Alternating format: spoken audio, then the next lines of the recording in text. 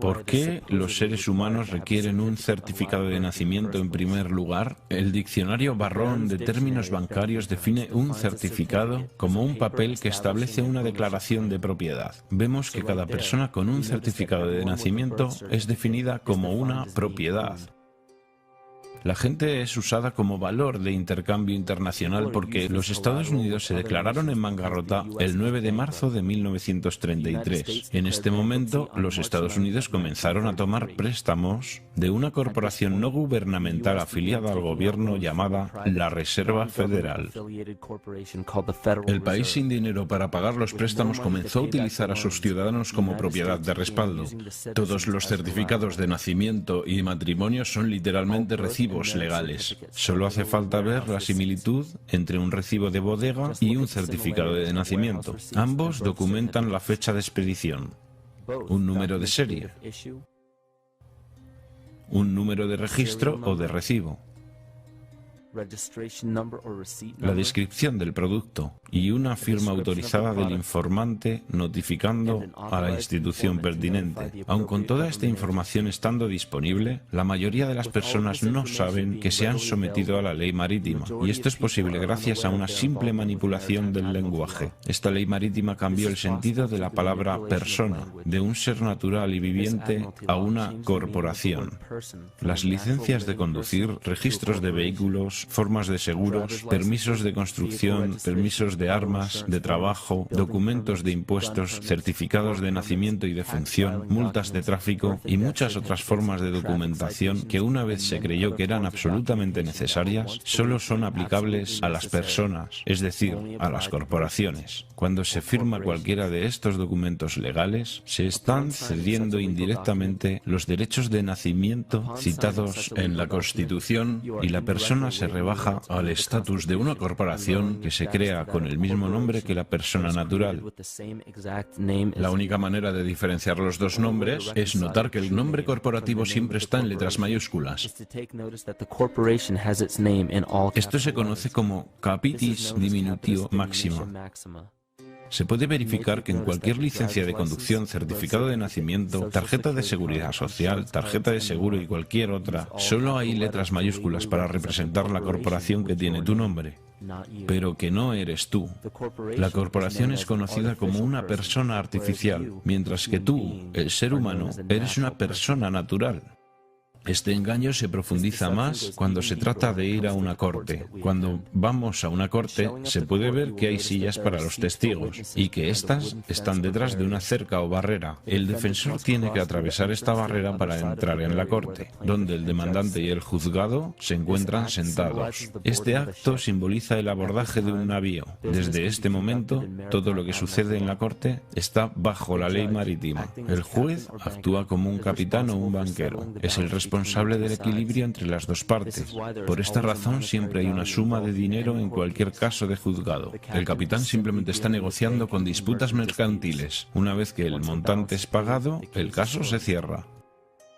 Para juzgar el caso fuera de la ley marítima donde los derechos civiles no son protegidos, se tiene que evitar estar de acuerdo con representar una persona artificial. Esto se logra declarando que usted es una persona natural, que usted no tiene un nombre o apellido porque aquellos implican un título corporativo. En un caso de tribunal, se puede declarar que el tribunal notifique en honor a la ley civil. Todo juez debe juramentarse como juez civil para ejercer como abogado, pero todavía se debe dejar claro al tribunal y al jurado que el juez debe actuar como un juez civil y no como un banquero. Recuerda que eres un ser humano natural de la tierra. No eres gobernado por nada más que tu propia conciencia. Las leyes son creadas dentro y para el control de una sociedad. La sociedad que creó las leyes que son aplicadas se llama la sociedad de la ley. Aún así, la mejor parte de este completo engaño es el hecho de que no somos por naturaleza miembros de la sociedad de la ley. Entonces sus leyes no se aplican a nosotros nosotros como personas naturales. Los jueces, abogados y oficiales legislativos hacen parte de esta sociedad y en su interior han creado su propia lengua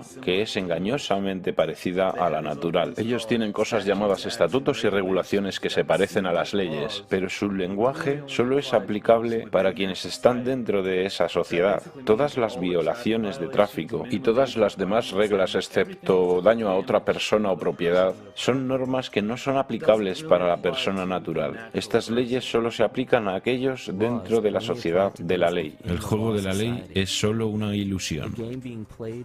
Se puede simplemente abrir los ojos y reclamar la libertad con la que se nació, la cual solo tiene los límites que la imaginación imponga. Así se puede asegurar que los derechos naturales estén protegidos.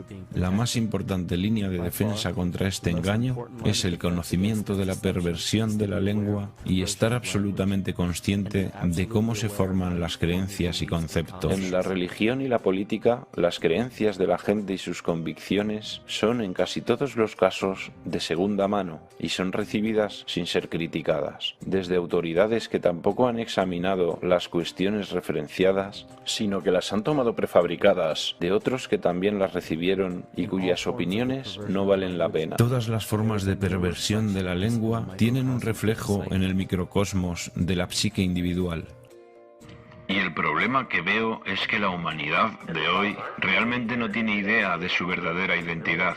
Tenemos el trabajo de 8 horas, tenemos la casa, los niños, las cuentas, la televisión, las aficiones, las diligencias que hacemos cada día y finalmente comenzamos a creer que eso es todo lo que somos. Pero tú sabes que somos mucho más, que nuestros cargos o trabajos, más allá del estatus de ser una madre o un padre, más allá de ser teísta o ateo, republicano o demócrata, negro o blanco, hombre o mujer, ¿qué o quiénes somos nosotros?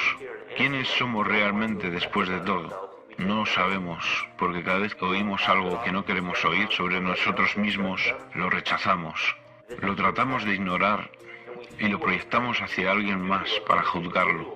Esto es lo que se llama represión. Y ya hemos visto lo que la represión puede llegar a hacernos en el nivel individual, pero ¿qué hay del nivel colectivo, el de la humanidad? ¿Qué sucede cuando el mundo entero se niega a ver lo que realmente es?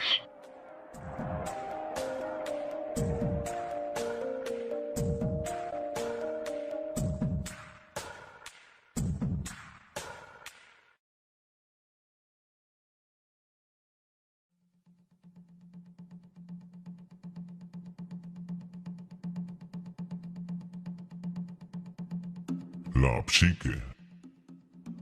Carl Jung descubrió que hay una mente colectiva que conecta a todos los humanos. Esto quiere decir que toda la humanidad comparte una parte de su mente con los demás. Esto se hace evidente en todo el mundo a través de las mitologías y símbolos comunes, con el estudio de los campos semánticos y la ciencia de la kinesiología. Esta colectividad es un ejemplo macro de la mente inconsciente del cuerpo humano, en el cual millones de células comparten una señal en común. El parásito llamado el falso ser o el ego requiere un flujo continuo de energía psíquica para sobrevivir. Los alimentos, los combustibles y cualquier otra forma de sostenimiento es energía. La consciencia humana es un campo electromagnético de energía. Cuando el potencial de energía es utilizado, es transformado en energía cinética, la cual es usada para perpetuar el falso ser. Este escenario ocurre con los más pequeños organismos parasitarios hasta los organismos colectivos y pluricelulares como la misma humanidad. Un parásito crea sustancias químicas que hacen que el anfitrión necesite las sustancias que el parásito necesita para sobrevivir. Mientras el anfitrión no lo sepa, seguirá alimentando al parásito sin alimentarse bien. Wilhelm Reich declaró que sociedades enteras sufren psicosis causadas por el hecho de no alimentar nuestros impulsos orgánico-biológicos. La represión sexual apoyada desde el poder de la Iglesia se ha internado muy profundamente en las masas explotadas, las cuales producen una ansiedad actividad sexual y experimentan culpa. Esto crea timidez hacia la autoridad y ata a los hijos a sus padres. Esto crea en ellos un servilismo y una sumisión a la autoridad estatal y a la explotación capitalista. Esto paraliza la capacidad crítica e intelectual de las oprimidas masas porque consume gran parte de su energía biológica. Y finalmente, paraliza el desarrollo integral de las fuerzas creativas, haciendo imposible el objetivo de todas las aspiraciones de libertad humana. De esta forma, el prevaleciente sistema económico, en el cual muy pocos individuos pueden gobernar fácilmente sobre las masas, se internaliza en la psique de los mismos oprimidos. Lo que Reitz intentó demostrar en su fuerte declaración es que, en un nivel colectivo, la supresión de una función natural, sea biológica, espiritual o emocional, se reproduce en una reacción que podríamos llamar enfermedad psíquica. Esta enfermedad o patología se refleja en las masas a través del inconsciente colectivo y actúa como una epidemia. La humanidad padece su propia incapacidad de buscar su verdadera libertad. Esto significa que los individuos y las masas no tienen la habilidad para gobernarse a sí mismos en el mundo psíquico. Entonces, esto se manifiesta en el macrocosmos por medio del gobierno y los poderes religiosos organizados. Entonces cedemos nuestra soberanía nacional e individual a cualquier persona y a cualquier cosa. Bienvenidos a las infames leyes del mundo terrestre, los patriarcas de la civilización, las dictaduras sociales, económicas, políticas y espirituales. La tiranía psíquica, esta simple enfermedad de nuestra psique, esta falta de responsabilidad y negligencia con nuestras libertades más básicas, ha despejado el camino para que cualquier tirano gobierne en la faz de este planeta. La humanidad queda atrapada en el ciclo del miedo, la apatía y el odio. Estos instintos humanos se manifiestan en sistemas políticos y burocracias que muy a menudo limitan los derechos humanos más básicos como la búsqueda de la felicidad. Una sociedad que tiene como fundaciones el miedo, la apatía y el odio se organiza en un sistema que fundamentalmente afecta a la felicidad de todos los individuos. Esto reprime el desarrollo individual y mantiene un patrón cíclico de comportamiento de superioridad e inferioridad y una sociedad clasista fundada en ideales engañosos. Pero aunque esos tiranos opresores sean satanizados por las masas, ellos no son demasiado diferentes de nosotros. De hecho, ellos y nosotros formamos una unidad.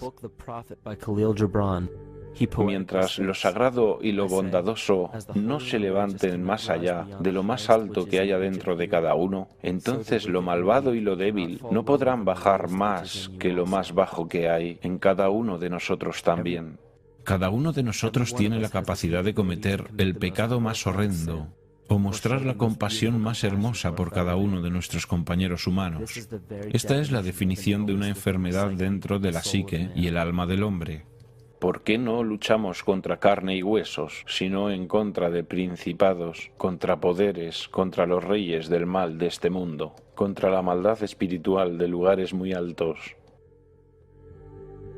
Piensa en cualquier posición de poder que crees que está por encima tuyo. La realeza, los líderes de los gobiernos, las Naciones Unidas, las organizaciones bancarias, los monopolios corporativos y los monstruos mediáticos. Todos ellos son facetas de nuestro falso ego. Ellos son una reflexión física de nuestra propia enfermedad. Ellos necesitan nuestra participación consciente, nuestra energía consciente para sobrevivir. Sin nuestra cooperación, sin un abastecimiento psíquico de complicidad, ellos simplemente mueren por inanición. Su verdadero poder depende de nuestro deseo de ser gobernados. Un síntoma típico de la enfermedad de la humanidad de hoy, la continua negación de nuestra enfermedad. Represión.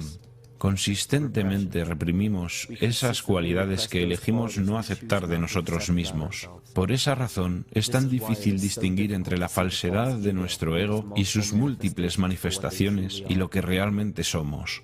Una nación puede sobrevivir a sus idiotas e incluso sus ambiciosos, pero no puede sobrevivir a la traición desde adentro. Esta es la mismísima naturaleza de nuestro falso ser. El ego. Él actúa como una cortina de humo para distraernos de la libertad que realmente poseemos. Para que este parásito psíquico pueda sobrevivir, él simplemente nos provee con una sustancia que hace que seamos dependientes de él. En este caso, la sustancia es nuestra energía consciente. Y para que podamos alimentar a ese parásito, la sustancia psíquica del miedo hace que la humanidad pida ser protegida y defendida. Las funciones de supervivencia de un organismo pueden ser clasificadas en dos grupos básicos. Tiene que ser capaz de crecer, mantenerse y tomar control de su biología, pero también tiene que ser capaz de autodefenderse. De manera que si está en crecimiento, pero no puede protegerse, simplemente se es comida para otro organismo más fuerte. Entonces la supervivencia implica un balance entre el crecimiento y la protección. A través de la historia de la civilización y la evolución humanas, reconocemos que nuestra naturaleza es permanecer en crecimiento y nuestro sistema de protección supuestamente solo debe ser usado cuando necesitamos ayuda en un momento en el que estamos siendo amenazados. No se puede estar defendiéndose y creciendo al mismo tiempo. Entonces, cuando vemos que necesitamos protección, las hormonas del estrés en el cuerpo disminuyen el flujo de sangre en nuestras vísceras, la cual es la parte del cuerpo que controla el crecimiento. La cuestión es que si se toma la sangre de las vísceras y se lleva hacia los brazos, entonces no hay sangre en ellas. Eso significa que no habrá crecimiento, pero que se está listo para luchar. Y cuando la lucha termina, la sangre retorna a las vísceras para crecer de nuevo. Pero en el mundo actual hay miedo las 24 horas, los 7 días de la semana. Tenemos una continua fuga de la hormona del estrés en el cuerpo. Simplemente está abierta todo el tiempo. Estamos listos o para correr o para pelear en cualquier momento. Estamos en guardia porque tenemos miedo. Pero el problema es, ¿cuál es el precio que pagamos en cuanto al gasto de energías? Estamos gastando casi toda nuestra energía en protegernos. No se puede sobrevivir si se está en el modo de protección todo el tiempo.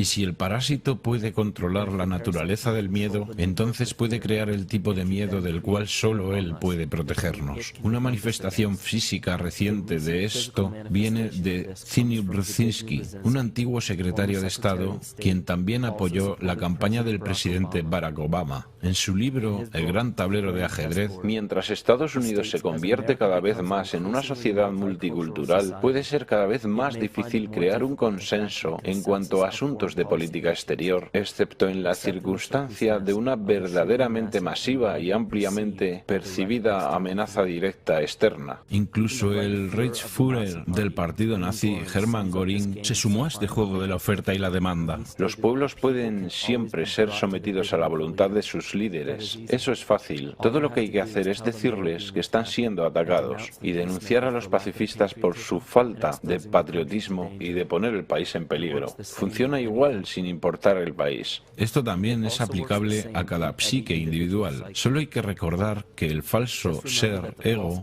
tiene un solo deseo. Él quiere convertirse en un ser más grandioso y poderoso que el verdadero ser. Esta enfermedad hace que creamos que estamos separados de la naturaleza. Por esta razón, vemos un aumento en la dependencia de la tecnología y vemos tan poca responsabilidad con el medio ambiente. Por eso es que experimentamos tanta intolerancia, racismo, sexismo y todas las demás formas de discriminación posibles, las cuales llevan al crimen, la violencia, las guerras y eventualmente la destrucción total del organismo.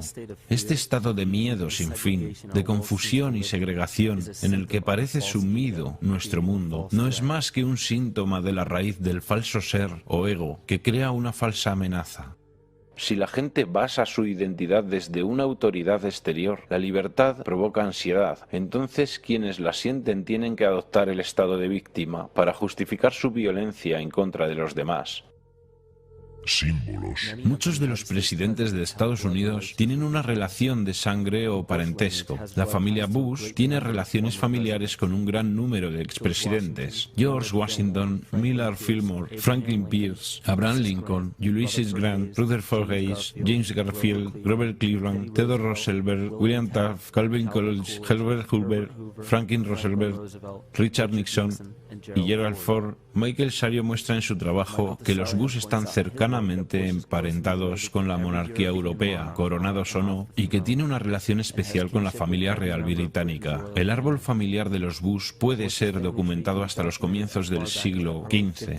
Es un descendiente directo de Henry III y de la hermana de Henry VIII, Mary Tudor, también descendiente de Carlos II de Inglaterra.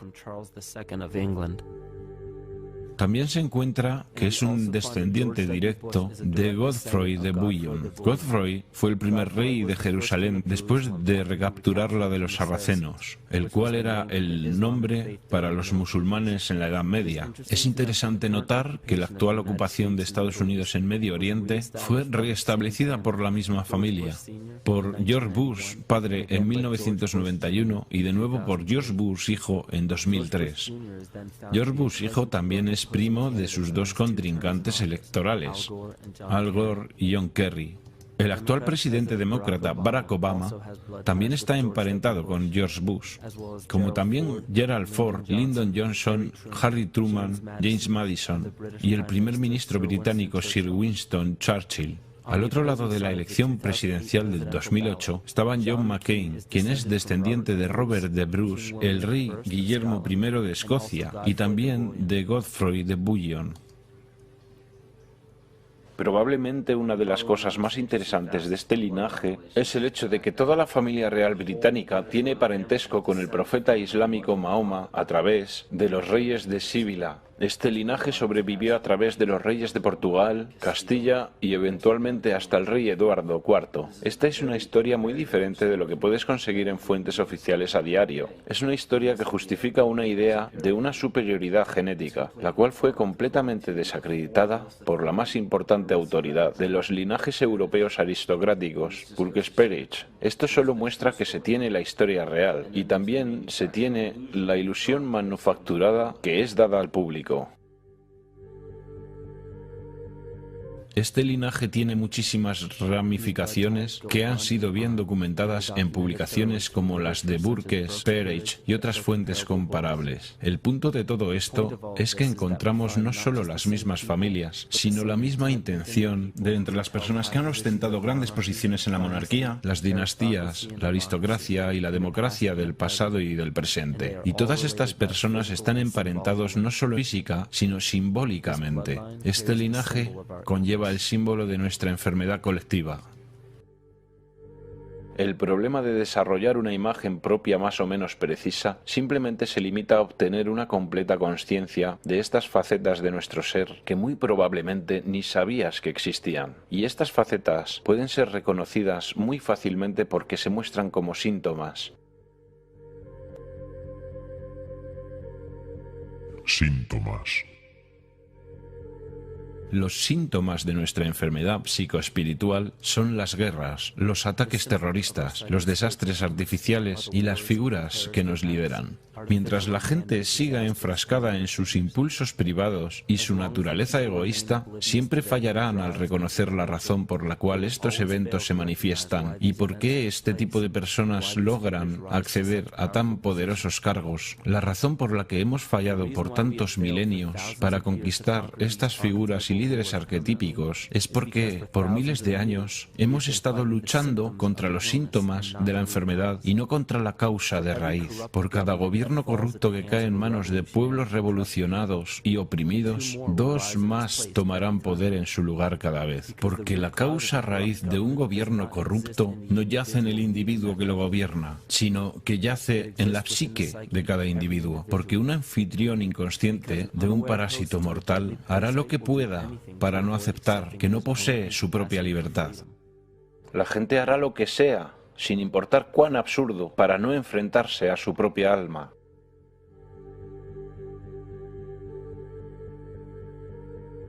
Estamos tan privados de sensatez en este mundo que aquellos que simplemente dejan de proyectar sus fallos en los demás y que comienzan a luchar contra sus propios demonios son catalogados como neuróticos. Algunas investigaciones muestran que los individuos que habían sido alejados de los ambientes sociales y culturales se convertían en neuróticos. Esto muestra que cuando esos individuos no tenían persona u objeto en cual reflejar sus emociones negativas, ellos comenzaron a ver esas cosas en ellos mismos, que rechazaban reconocer antes y sobre las cuales no sabían su naturaleza y mucho menos cómo tratarlas. Enfrentarse al verdadero ser interior es algo virtualmente desconocido para el mundo de hoy. Por esta razón, no importa cuántas civilizaciones emerjan y caigan. Lo que crea nuestras instituciones es la conciencia colectiva y no las personas individuales. La definición de locura es hacer lo mismo una y otra vez esperando resultados diferentes. Albert Einstein. Después de muchos intentos, se podría pensar que la gente se daría cuenta que la retaliación física no puede ser la solución. Pero aún así, aquí estamos, miles de años después, con tecnología que puede clonar el ADN, vehículos que pueden romper la barrera del sonido y sondas que exploran el espacio exterior, y una ciencia que puede solucionar casi cualquier enfermedad física. Pero aún fallamos al no darnos cuenta de la importancia de nuestros pensamientos y conciencia. Esta es una descripción clara de la palabra locura, y cada uno de nosotros somos responsables de esta epidemia psíquica, porque estamos matando al mensajero y no estamos prestando atención al mensaje.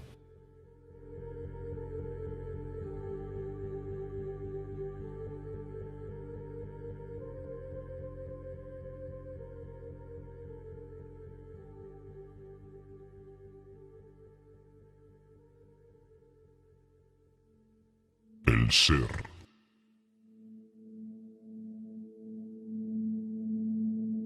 Durante los 90, 3 nobeles renombrados de medicina, cuyas investigaciones revelaron que la primera función del ADN no es la síntesis de proteínas, como se creía ampliamente en el siglo pasado, sino la recepción y transmisión de la energía electromagnética. Menos del 3% de las funciones del ADN se centran en la construcción de proteínas, y más del 90% de las funciones van al reino de la bioacústica y las señales bioeléctricas. Entonces, ¿por qué es importante conocer que el ADN opera en las señales bioeléctricas?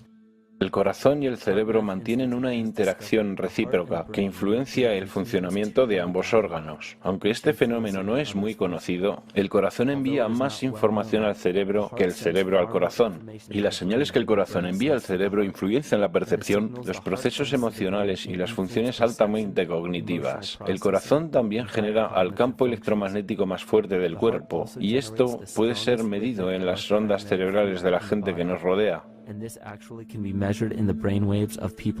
Somos literalmente una expresión electromagnética de nuestras vibraciones cognitivas. El comportamiento electromagnético se evidencia en el mundo como una dualidad. Toda materia contiene una carga negativa y una carga positiva. Esto significa que los organismos son construidos desde ese principio. La homeostasis de cada organismo es el balance de las dos polaridades. Incluso investigaciones en el campo de las energías emocionales muestran que el campo energético del corazón alberga información emocional y es un mediador entre la comunicación bioenergética entre el interior y el exterior del cuerpo. Las investigaciones muestran que el campo de nuestro corazón cambia a medida que experimentamos diferentes emociones. Estos cambios son percibidos por los cerebros cercanos y aparentemente estos cambios pueden afectar a las células, al agua y al ADN, estudiado in vitro. Miedo. Es la sustancia química administrada por el parásito colectivo que crea una señal bioeléctrica particular producida por el anfitrión. Esta señal es diseminada entre los organismos de la comunidad y crecerá esparciéndose a través de todo el organismo colectivo, a menos que sea neutralizada por una fuerza opuesta. El Dr. Fritz Alan Poe descubrió que las células del cuerpo humano se comunican por medio de biofotones, los cuales son partículas de luz. Este sistema de comunicaciones corporal también existe entre personas. Es lo que es llamado resonancia mórfica. Esto era conocido por los chamanes sabios e iniciados en la antigüedad. Estas enseñanzas eran conocimiento general en las culturas prehistóricas. No se trata de simple coincidencia que las expresiones artísticas y rituales eran la piedra fundacional de todas las civilizaciones antiguas. El arte se usaba como un método personal para explicitar el contenido oscuro de la psique y llevarlo al mundo consciente. El arte se veía literalmente como una terapia psíquica. Los rituales se organizaban conforme a fechas astrológicas. Como ya sabemos, el estudio de las estrellas y planetas refleja nuestra propia psique. Los chamanes celebraban sus rituales en fechas astrológicas, en correlación con el ritmo circadiano o el ciclo psicológico. Estos rituales lograban que los participantes fueran conscientes de su ser interior, previniendo la represión de contenido psicológico, mientras que las personas se enfrentaban a sus propios demonios y se autoaceptaban, ellos no los proyectaban colectivamente hacia los otros en el mundo físico. Si manifiestas lo que está en tu interior, lo que manifiestes te salvará. Si no manifiestas lo que está en tu interior, lo que no manifiestes te destruirá.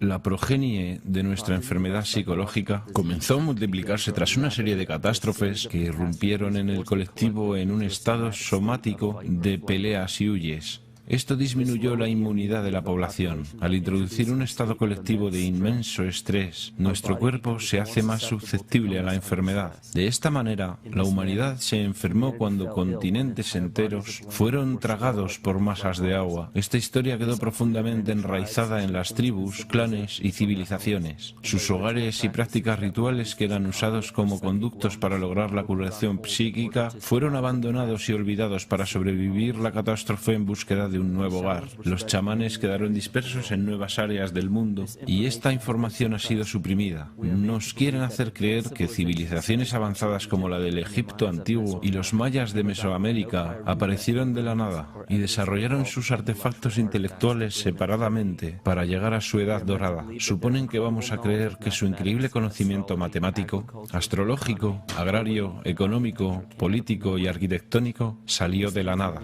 Estas evidencias hacen que muchos investigadores de hoy concluyan que los orígenes de todas las civilizaciones han sido suprimidos de la historia oficial.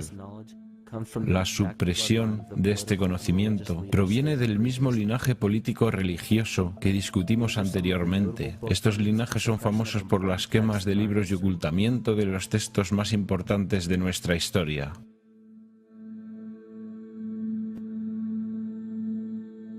Pero incluso después de toda esta supresión, todavía hay remanentes de la dispersión de la antigua civilización en casi todos los países. Hay tremendas evidencias de culturas muy antiguas que visitaron a Norteamérica, mucho antes de la historia convencional de la colonización europea. Barry Feld dice en su libro América ABC: existen inscripciones antiguas que solo ahora están siendo reportadas en todo Estados Unidos, Canadá y Latinoamérica. Están escritas en varios idiomas europeos y mediterráneos, con alfabetos que datan de hace unos 2500 años. La civilización tolteca y maya no se originó en tierra americana, sino que apareció en ella en un solo periodo, con un arte definido y un sistema jeroglífico de escritura que es afín al sistema egipcio. Este idioma también se encuentra en miles de sitios prehistóricos de Nueva Inglaterra y muchos otros estados norteños que tienen inscripciones, grabados y montículos creados por marinos druidas que datan hasta el año 800 a.C.